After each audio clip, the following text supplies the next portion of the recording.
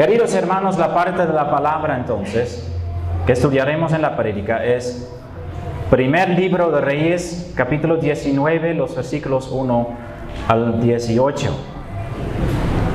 Primer capítulo de Reyes, primer libro de Reyes, capítulo 19, los versículos 1 al 18, que nos cuenta una historia con muchas enseñanzas para nuestra vida espiritual, creo yo. Y entonces, bajo la dirección, vamos a ver el contenido de esta parte de la palabra de Dios, tratando de entender lo que Dios mismo nos está hablando a través de estas palabras escritas. Y el título de esa parte dice: Elías huye a Horeb. Y pongamos como título sobre la prédica,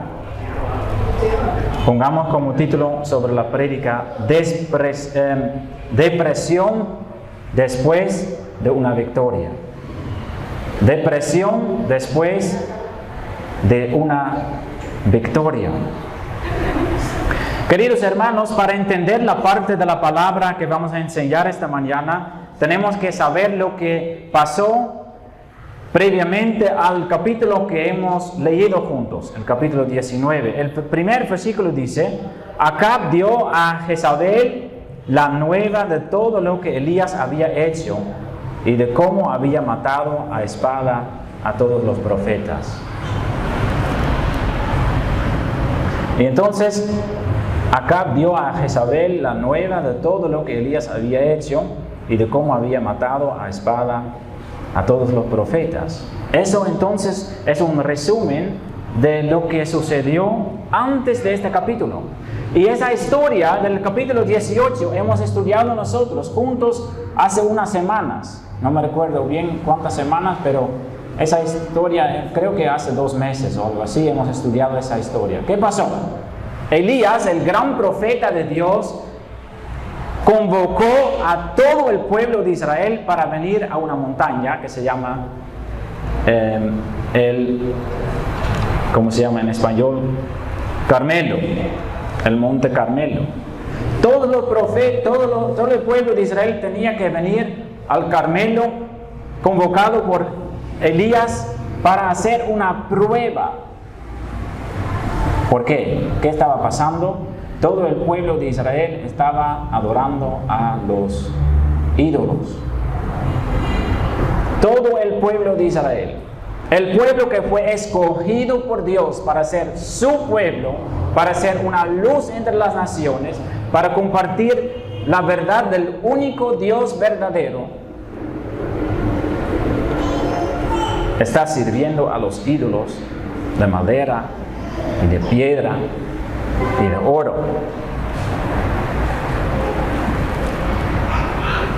Eso fue la situación. Entonces Elías, el profeta de Dios, en medio de ese pueblo rebelde, convocó una reunión en ese monte para hacer una prueba.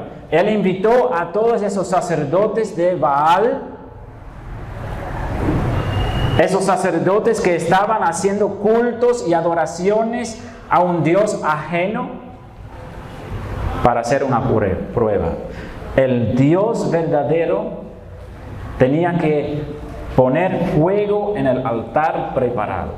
Y entonces primero tocan los sacerdotes de Baal para hacerlo, y después de eso Elías para invocar el nombre de Jehová. Bueno, para resumir la historia, los profetas de Baal están clamando todo el día para que Baal responda, y él no responde. Y después de eso, Elías hace el altar, y en un solo momento baja el fuego de Dios del cielo para quemar y consumir todo el altar. Y el pueblo, eso leemos en el capítulo anterior, y todo el pueblo, en el versículo 39 del capítulo 18 lo puede leer. Viéndolo todo el pueblo, se postraron y dijeron: Jehová es el Dios.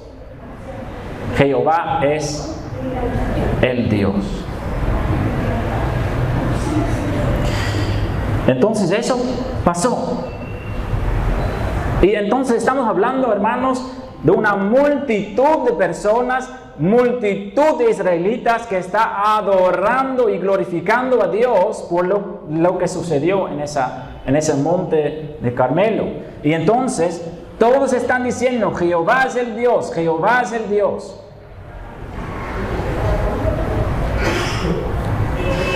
Pero Elías ya sabe en ese momento, aunque el pueblo parece muy sincero, postraron, dice. Imagínense un pueblo completo postrando ante Dios para darle honra y gloria. Hermanos, para Elías eso no tiene mucho valor. Porque él sabe que solo los que adoran a Dios de todo el corazón, la adoración, Dios lo recibe. Pero cada adoración que hacemos nosotros con un corazón que no está recto ante Dios, podemos cantar bonito, podemos proclamar palabras bellas, pero si nuestro corazón no está recto ante Dios, Dios no lo recibe. Dios mira el corazón.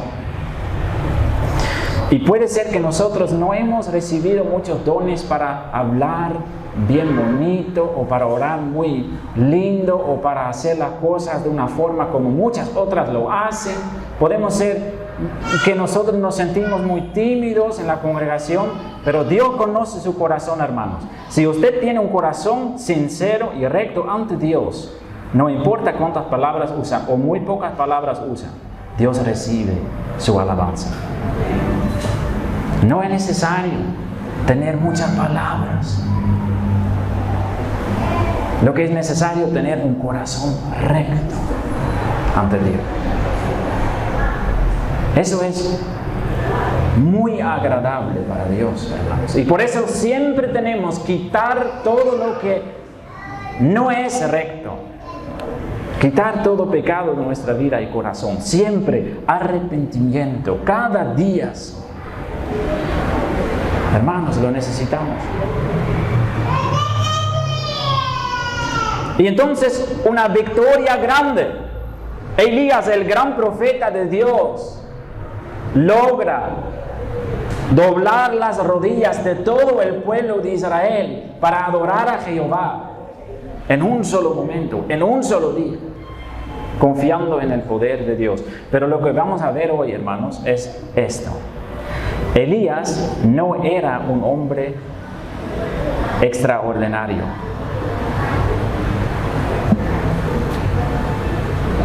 ¿Tú crees que la Biblia y que las personas en su alrededor que comparten un testimonio muy especial en su vida y que hacen cosas muy especiales para Dios son personas más especiales que nosotros? ¿Son personas extraordinarias? ¿Sabe cómo funciona, hermanos? Dios hace cosas extraordinarias. Solo Dios. A través de personas humildes y sencillas. Personas normales. ¿Podemos hacer nosotros cosas extraordinarias? Sí, lo podemos hacer. A través de Él, por medio de Él. Pero nosotros no somos nada, hermanos. Si Dios nos usa para algo especial, damos gracias. Que Dios en su gran amor quiere usar a nosotros. Y así es Elías. Elías en esa situación, en ese monte, es usado de una forma extraordinaria en medio del pueblo para que todo el pueblo va a adorar y reconocer a Jehová como el único Dios verdadero. Y el capítulo 19, no sé si usted lo ha leído con atención. ¿Qué pasa con eso? Mira lo que pasa. Acab dio a Jezabel la nueva de todo lo que Elías había hecho y cómo había matado a espada a todos los profetas. ¿Quién era Acab? Acab era en ese tiempo el rey de Israel. ¿Y quién era Jezabel? Jezabel era en esa época la reina, la esposa de Acab. ¿Quién estaba reinando Israel? Acab. Pero en verdad estaba reinando Israel Jezabel. Y esa Jezabel no era una mujer buena, hermanos. Esa Jezabel era satanista, una bruja. Por medio de ella, todo el pueblo estaba adorando a Baal. Ella fue usada para que todo el pueblo se inclinó ante dioses ajenos. El pueblo de Dios adorando a ídolos. Eso pasó por medio de ella. Ella fue usada para esto. Y ahora entonces viene el rey Acab contando la historia de lo que pasó en el monte Carmelo. Y Jezabel va a decir algo. Jezabel va a escribir una carta y lo va a enviar a Elías. ¿Y qué dice esa carta? Esa carta en el versículo 2 lo dice. Es un mensaje corto y claro. Mañana, dice Jezabel a Elías, mañana tú estarás muerto. Este es el mensaje. Entonces Elías recibe el mensajero, recibe la carta y esa carta dice, tú mañana estarás muerto.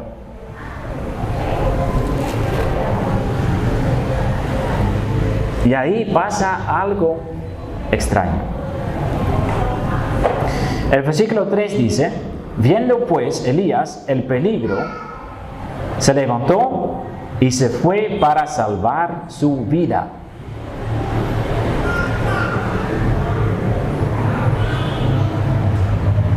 Tal vez dice usted, es lógico. Él recibe esa amenaza de la reina del país y entonces él va a correr, ¿cierto? Imagínese que, para hacer un ejemplo, ¿no? Imagínese que usted hoy día va a recibir una carta de alguna banda que dice, mañana estarás muerto. ¿Qué va a hacer? ¿Correr o no? Podemos en este momento decir cosas con mucho coraje y todo eso, pero la mayoría de nosotros va a correr, ¿cierto?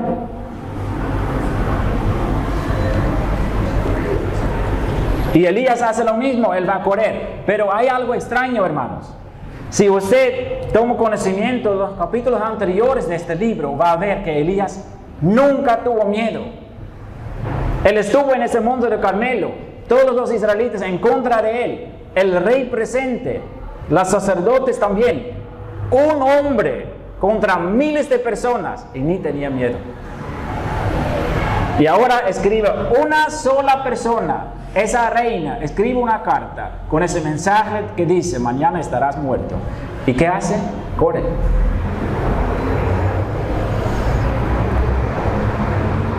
Depresión después de una victoria. Esa parte muestra claramente que el hombre Elías era un hombre normal, que hizo cosas extraordinarias solo por el poder de Dios. Pero eso muestra su debilidad. En ese momento, en ese versículo, él no tiene la confianza. Y también él pierde la paciencia. Eso voy a explicar luego. Entonces, él no solo tiene miedo de perder su vida, también pierde el ánimo de trabajar por el Señor. Porque mira lo que pasa en el siguiente versículo. Versículo 4. Y él se fue por el desierto un día de camino, y vino y se sentó debajo de un enebro, y deseando morir se dijo, basta ya, oh Jehová, quítame la vida, pues no soy yo mejor que mis padres.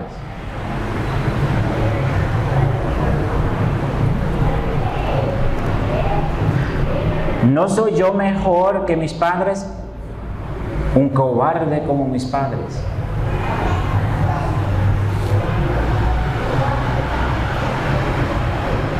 Miren lo que él va a hacer. En el versículo 3 dice, él dejó a su criado y él fue solo. Todo el tiempo Elías estaba andando con un siervo que lo ayudaba en todas las cosas. Y entonces lo que Elías hace, recibiendo la carta, es eso. Él renuncia. Él tira la toalla. Él dice: Dios, yo ya no voy a servir. Por muchos años he trabajado para ti, pero hasta aquí. Entonces lo que él hace, él despide a su siervo, lo deja en Judá, y lo que él va a hacer es suicidarse, podemos decir. Tan deprimido está, porque mire lo que él hace. Hay que leer bien, hay que entender la situación del país de allá. ¿Qué hace él?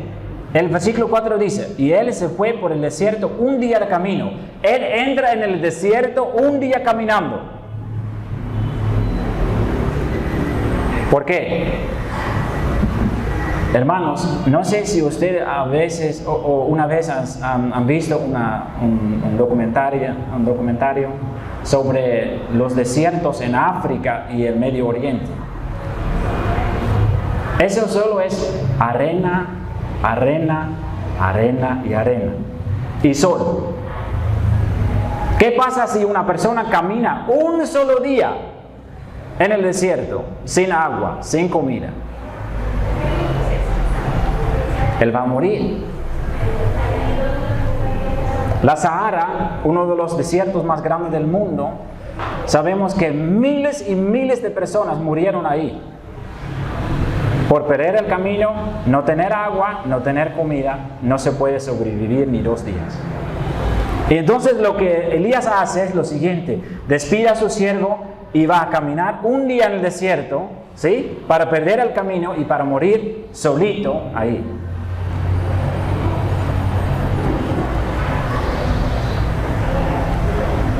Triste, ¿no?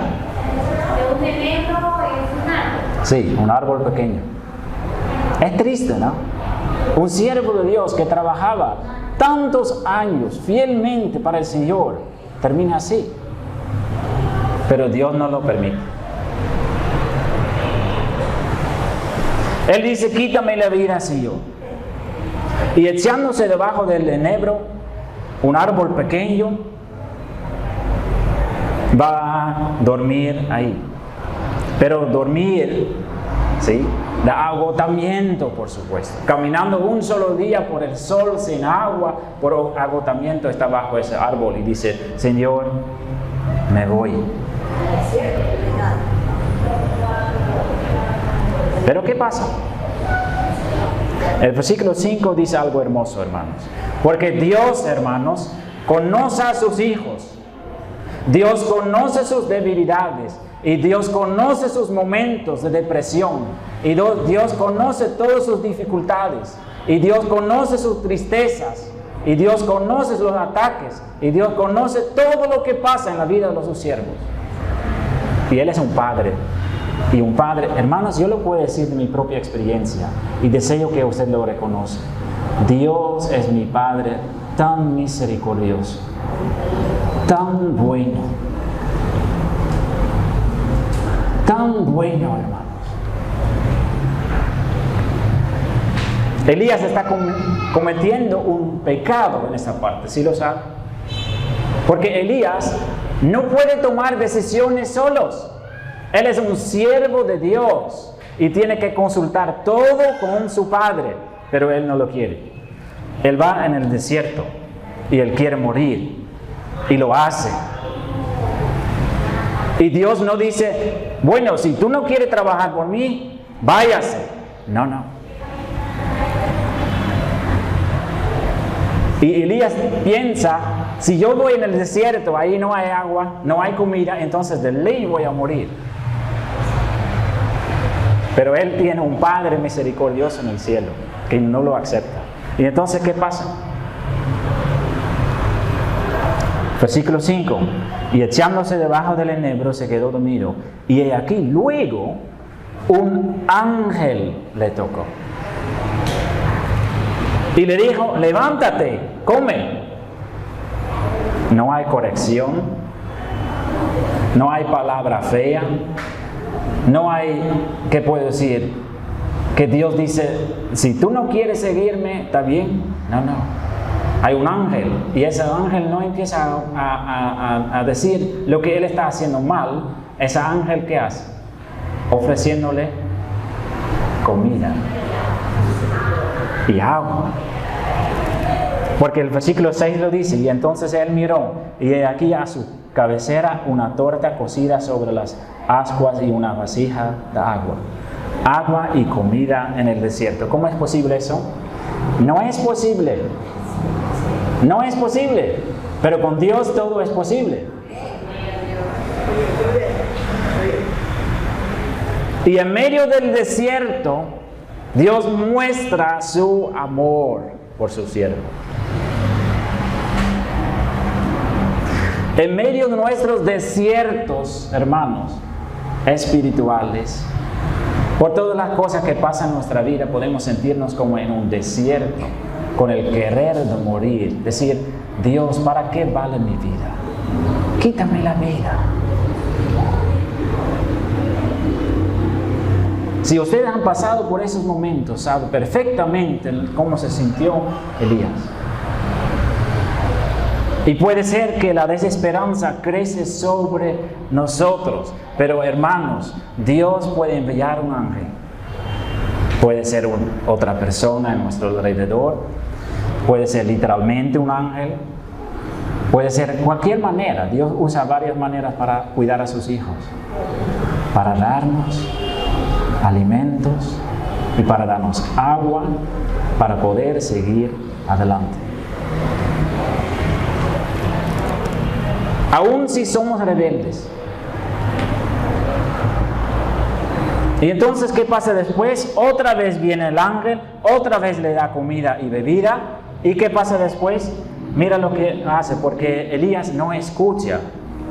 Aunque en la misericordia de Dios está con él, Elías sigue escogiendo su propio camino. Él piensa: simplemente voy más allá en el desierto. Y entonces él recibió alimentos, pero ¿qué puede decir, hermanos? Hay que imaginarse un poquito de eso. Son alimentos que no son alimentos terrenales como conocemos nosotros. Son alimentos muy especiales. Porque si Dios nos está alimentando, Él nos da algo bueno. Mira lo que pasa en el versículo 8. Y se levantó pues y comió y bebió, y fortalecido con aquella comida, caminó ¿cuántos días? 2 días. 40 días y 40 noches sin dormir.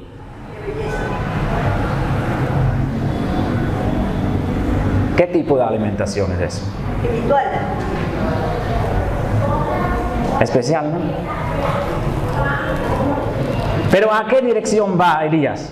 ¿Él regresa al pueblo para seguir trabajando como Dios lo ha mandado? Él entra más en el desierto. Él va a caminar 40 días y 40 noches para correr lejos de Dios, porque él quiere morir. Y se esconde al final en una cueva.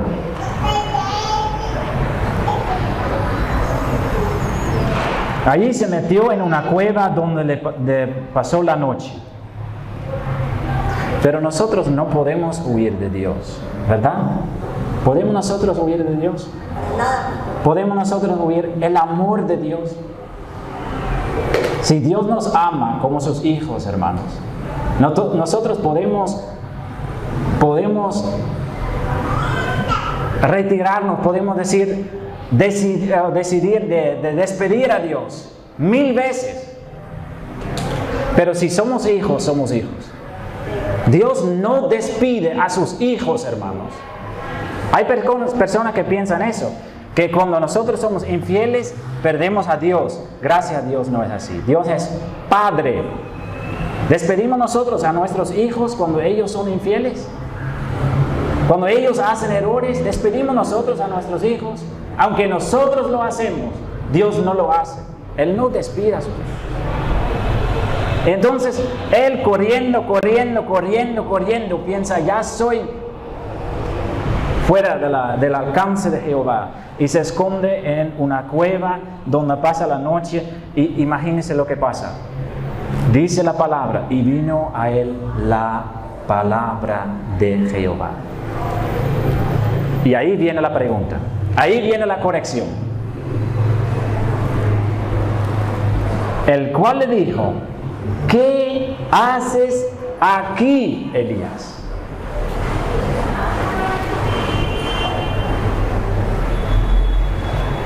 ¿Una vez ha recibido esta pregunta en su vida, hermanos? No literalmente, sino tal vez por circunstancias, por lo que ha leído en la palabra de Dios. Nosotros nos equivocamos muchas veces en nuestra vida, ¿verdad? Yo sí.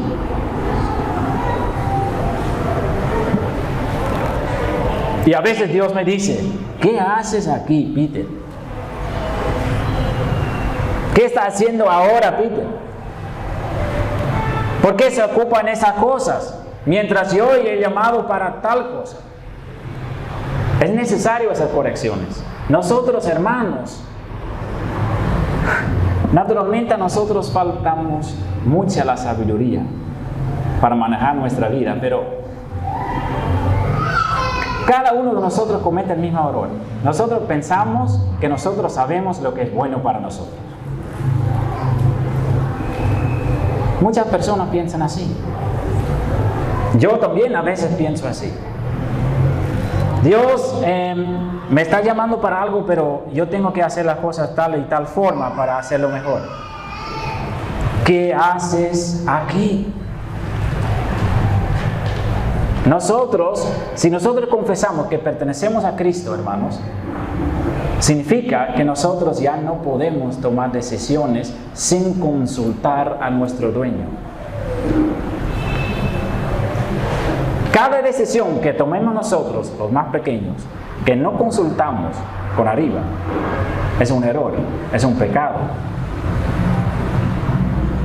Porque Cristo es nuestro dueño. Él nos ha comprado con su sangre. Él ha dado su propia vida para salvarnos.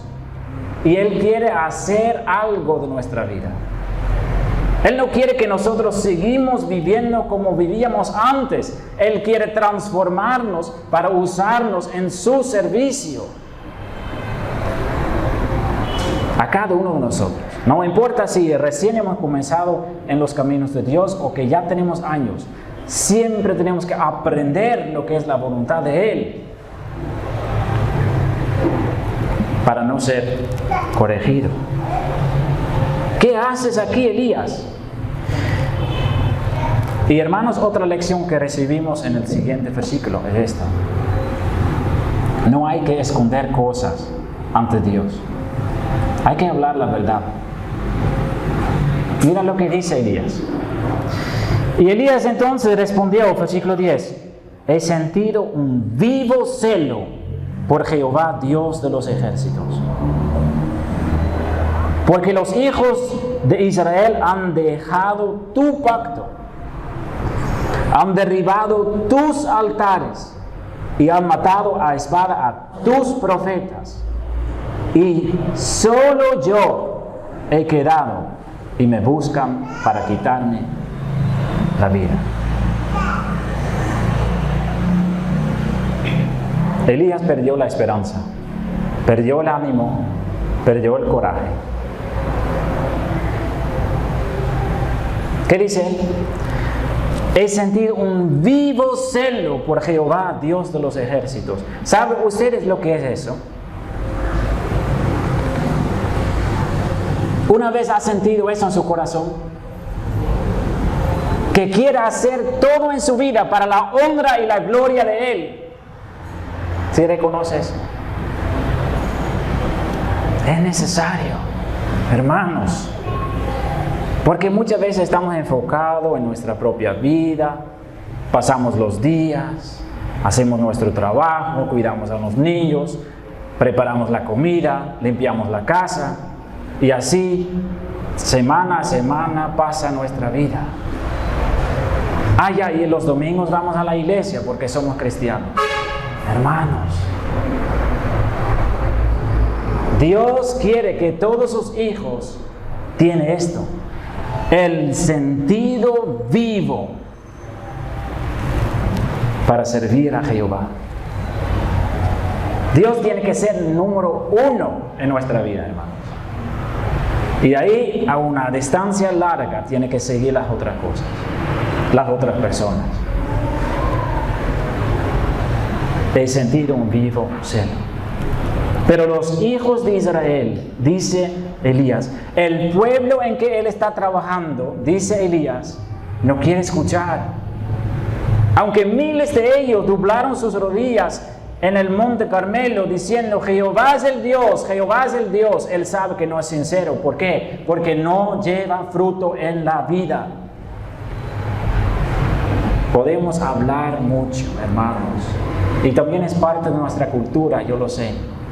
Cosas bonitas, testimonios bonitos he escuchado, pero las obras, hermanos, ¿dónde están? La obediencia práctica diaria, ¿dónde está? ¿Dónde está ese celo para descubrir la voluntad de Dios en la palabra día a día? ¿Dónde está esa oración que dice, Dios transforma mi vida para reflejar la imagen de mi Maestro Jesucristo? Elías tenía eso. Elías tenía eso. Elías era uno de los obreros de Dios que trabajaba más que los demás. Sabemos que en el reino que va a venir, Elías va a tener una posición alta, junto a Moisés. Uno de los siervos más grandes de Dios, no porque él era extraordinario, sino que Dios lo utilizó de una forma extraordinaria. Y Dios va a mostrar a Elías que él no tiene que confiar en sí mismo, ni tiene que confiar ni ver al pueblo. Porque mira lo que sigue. Porque entonces Elías tiene que salir de la cueva y tiene que percibir algo. Dios le va a mostrar un ejemplo de la forma en que Él obra en medio del pueblo. Entonces primero pasa, ¿qué dice la palabra de Dios? Primero pasa un poderoso viento que rompía los montes y que quebraba las peñas delante de Jehová. Mucho poder, mucho poder. Pero la palabra dice, Dios no estaba en el viento. Y después de eso, tras el viento viene un terremoto. Con mucha fuerza, con mucho poder también. Pero Dios no estaba en el terremoto. Y después de eso pasa un fuego, pero Dios no estaba en el fuego.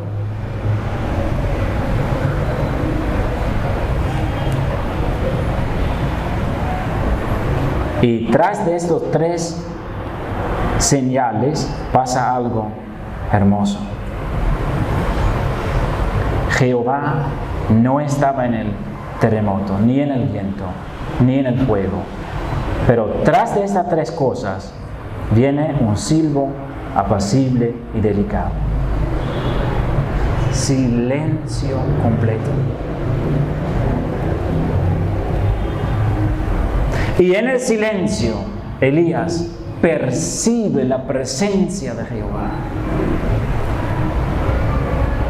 Y mira la reverencia que él tiene para su Dios. Cubrió su rostro, dice el versículo 13, con su manto y salió y se puso a la puerta de la cueva. Y ahora él tiene que renunciar de nuevo. Otra vez la pregunta, ¿qué haces aquí, Elías? En medio del silencio suena la pregunta. ¿Qué podemos aprender de eso, hermanos? El silencio es tan importante en nuestra vida. Si nosotros queremos percibir la voz de Dios, hermanos, ¿una vez en su vida ha escuchado la voz de Dios? ¿Ha percibido la voz de Dios? Sí sabe, hermanos, que Dios quiere confesar contigo personalmente. Es algo serio. Dios quiere confesar con todos sus hijos. Conversa con usted. Conversa usted con Dios. No estoy hablando de que usted manda una oración y ahí sí hemos hablado. Dios quiere hablar a nosotros. Él puede poner sus palabras en nuestra mente y corazón y podemos sentir que Él mismo nos está hablando. Es tan hermoso. Pero no solo eso, es necesario. Porque Dios quiere tener una relación con nosotros. Y una relación es comunicación de dos lados. No solo que nosotros mandamos las oraciones y esperamos que Dios solucione las cosas con que nosotros estamos luchando, sino que nosotros percibimos la voz de Dios. Y muchas veces, como Dios lo hace, si nosotros estamos leyendo la palabra y que una parte de la palabra toca nuestro corazón y sabemos que Dios está conversando a través de lo que leemos. Si no ha experimentado eso, hay que empezar a pedir a Dios para que Él le muestre, porque usted lo necesita. Para recibir ese fuego en su corazón, para servir al Señor, hay que conocerlo. Y conocerlo es a través de la comunicación. Y que entonces entendemos de esa parte que tenemos que tener tiempos de silencio. De silencio. Estar a solas con Dios. Para escuchar su voz, para ser dirigido por Él. Si nosotros no somos dirigidos por Él, vamos por muchos lugares, entramos en desiertos, corremos 40 días sin lograr cumplir el propósito de nuestra vida. Busquen, hermanos, tiempos en silencio para escuchar y percibir la presencia de Dios en su vida.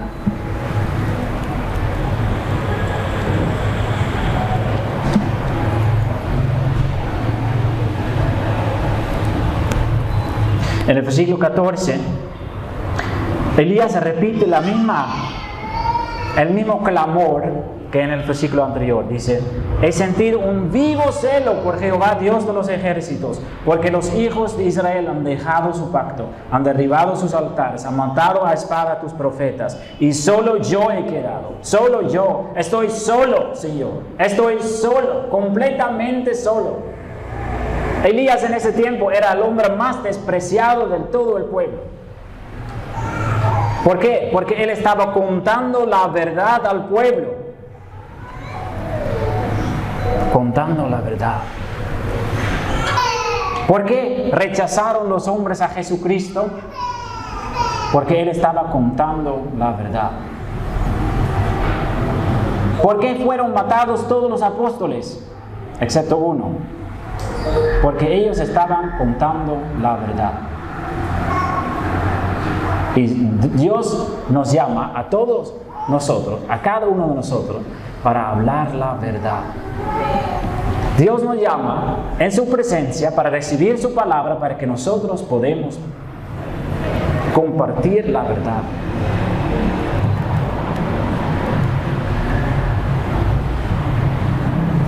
Aquí en la cultura parece a veces que lo más importante es mantener la paz. La paz es muy importante en la palabra de Dios. Pero somos llamados para contar la verdad. Porque la verdad nos hace libres, dice la palabra de Dios. Solo la verdad puede romper las cadenas en que estamos. Si nadie le cuenta que usted está en pecado en algo, va a seguir pecando. Si la palabra de Dios le enseña que hay que quitar cosas en su vida, soy llamado yo para decirlo. Y es usted llamado para quitar ese pecado. Y si usted percibe pecado en la vida de otra persona, para decir a otra persona. No hay que adorar la paz, hay que adorar a Dios. La paz es uno de los ídolos de este tiempo en las iglesias. La paz es algo hermoso, yo lo sé, pero hay un paz falso que cubre el pecado, y eso es un ídolo. Porque en ese caso, la paz toma el lugar de la verdad. Muy peligroso. Estamos hablando que a eso depende nuestra salvación. Si nosotros no hemos oído ni creído la verdad, ¿qué dice la palabra de Dios en Juan? no vamos a entrar en el reino.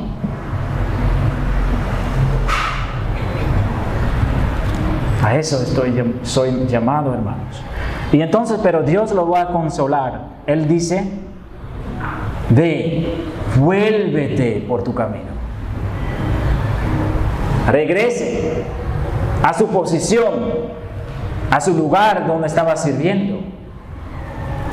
Y ahí recibe algunas órdenes que no vamos a estudiar, pero lo más importante es en la última parte, la promesa de Dios para su siervo. ¿Qué dice? Y yo haré que queden en Israel 7,000. 7,000 cuyas rodillas no se doblaron ante Baal y cuyas bocas no lo besaron. Qué consolación para ese hombre que se sintió tan solo en el desierto. Una promesa segura y una promesa para todos nosotros que también tiene esa preocupación en nuestro corazón. ¿No tiene esa preocupación, hermanos? ¿No tiene esa preocupación? ¿Cuántas almas están caminando directamente en camino largo al infierno? ¿Qué hacemos nosotros? Y a veces estamos predicando, compartiendo la palabra, y esa persona dice, no, gracias, no lo quiero. Y nos podemos sentir solos en nuestra familia, en nuestro trabajo, y pensar, toda esa gente no quiere saber nada de Dios. ¿Soy yo el único que quiere servir a Él? Es que nosotros no podemos cambiar vidas. Somos llamados para trabajar como podemos cambiar vidas, pero Dios hace el cambio. Y la promesa es esto. Yo haré que queden en Israel 7,000. 7,000. Jehová no dice a Elías, ya, yo le voy a dar 3 o 4 amigos para que pueda servir con ellos a mí. No. 7,000.